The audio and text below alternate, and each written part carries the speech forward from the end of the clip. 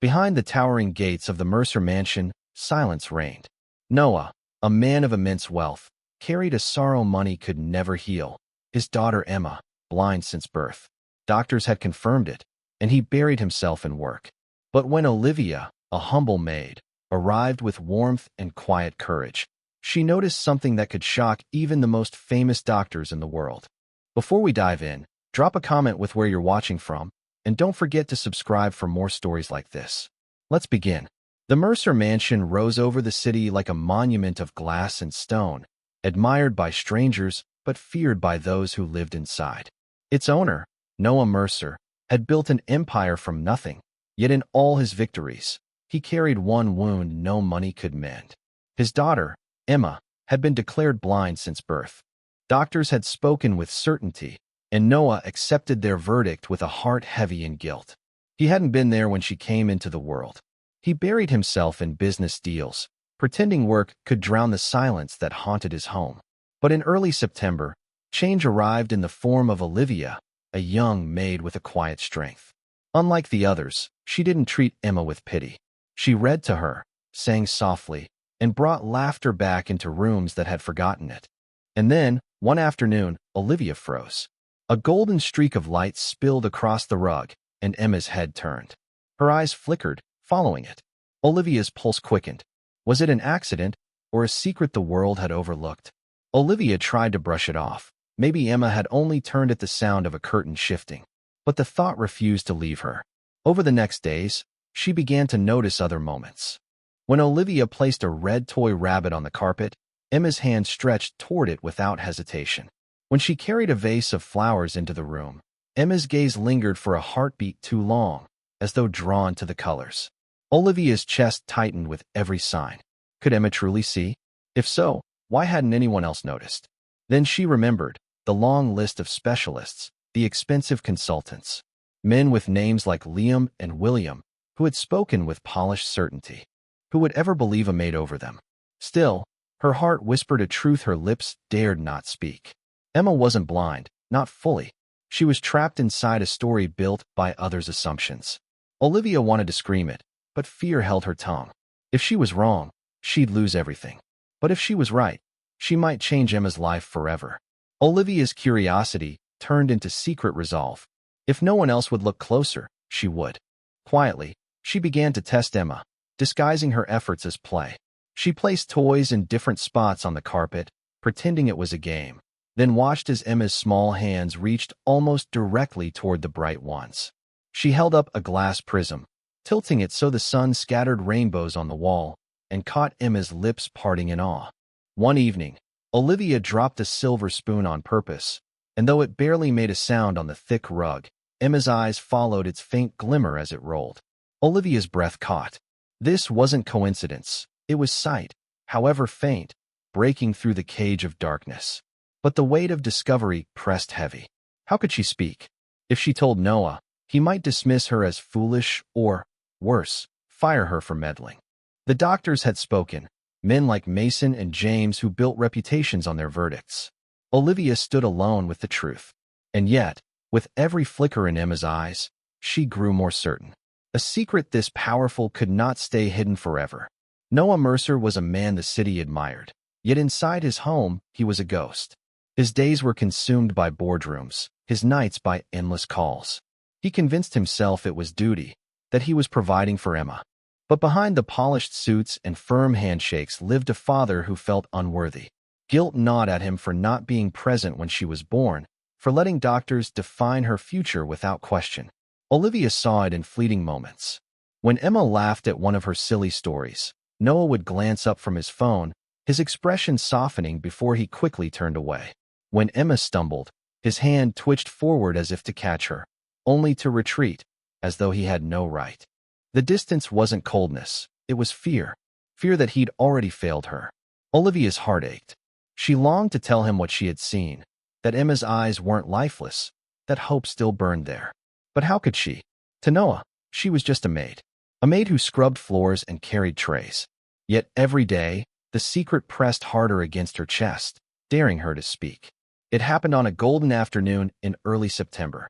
Sunlight streamed through the tall windows of the playroom, spilling across the floor in a beam so bright it painted the rug with warmth. Emma sat in her small red chair, clutching a stuffed bear, her face tilted toward the glow. Olivia, her heart racing, decided to risk everything. She pulled a small pocket mirror from her apron and angled it so the light reflected, dancing across the wall. Emma's head turned. Her eyes followed the moving shimmer with unmistakable focus. The door creaked. Noah stood in the doorway, briefcase in hand, frozen. His gaze locked on Emma, then on Olivia with the mirror. For a moment, silence pressed down like stone. Olivia's breath caught. This was it. The end of her job, maybe worse. But before she could stammer an explanation, Emma whispered, her small voice trembling with wonder. "It's so bright." The word struck Noah like a blow. The daughter he believed trapped in darkness had just spoken of light. His briefcase slipped from his hand, papers scattering across the polished floor. "No," Noah's voice cracked, half disbelief, half hope. "Say it again, Emma." Emma lifted her face toward the beam, her fingers stretching toward the mirror's glow. "It's bright, Daddy." The word cut deeper than any business deal ever had. For years he had carried guilt that his daughter would never see him. Yet here she was, reaching for light. Noah's eyes snapped to Olivia. "What are you doing with her?" His tone was sharp, but it trembled with something fragile, almost desperate. Olivia's hands shook as she lowered the mirror. I've seen her respond before. To colors, to light. I didn't know how to tell you, sir. But I had to be sure." "You're telling me the doctors were wrong?" His voice rose, echoing against the marble.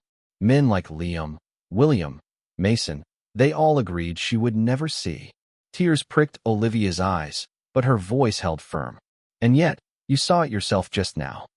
Noah staggered back, clutching the edge of the doorframe.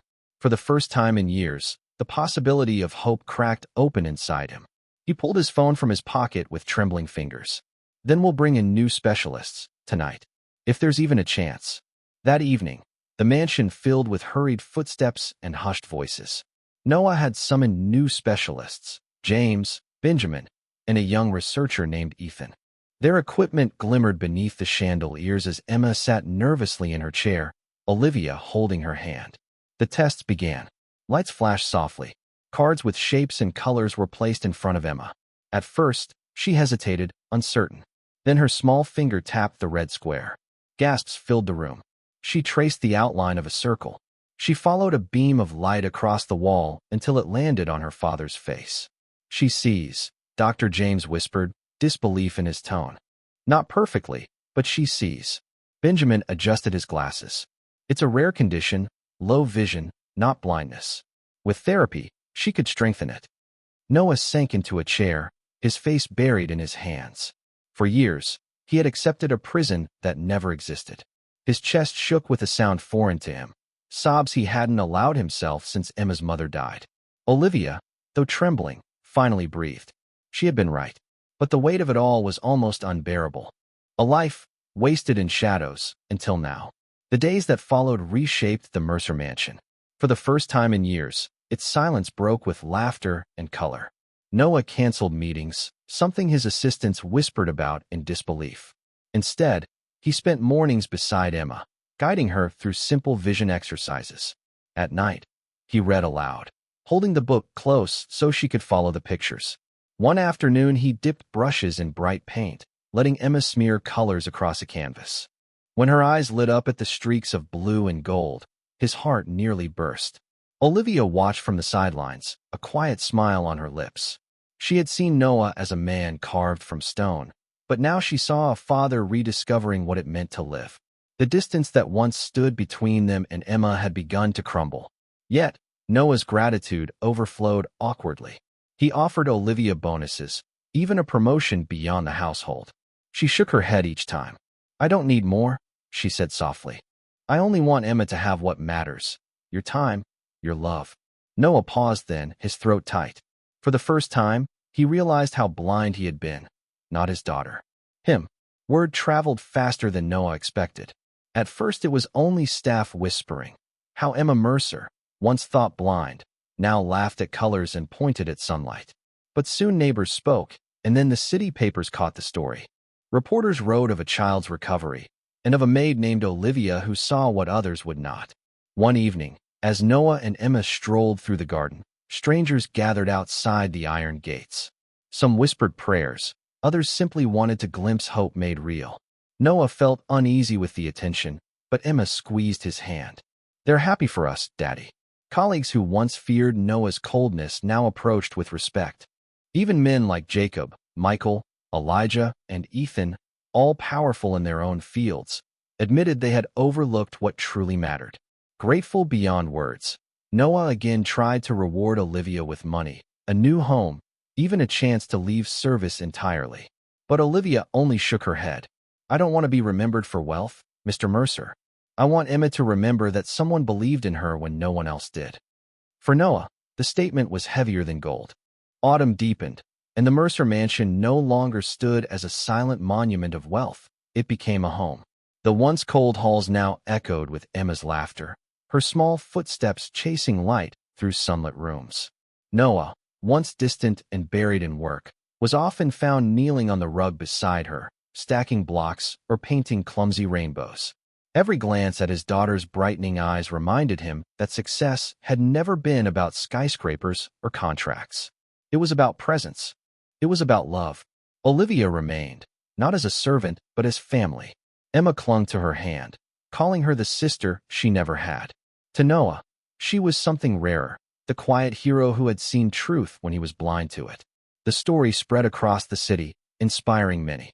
But inside the mansion, its meaning was simple. Noah had learned that the greatest treasures were not found in vaults or boardrooms. They were found in the courage of a maid, the laughter of a child, and the second chance he never believed he would have. And so, the story whispered a truth worth remembering. Even the smallest act of compassion can change the course of a life forever. Thanks for watching. Like and subscribe for more stories that stay with you.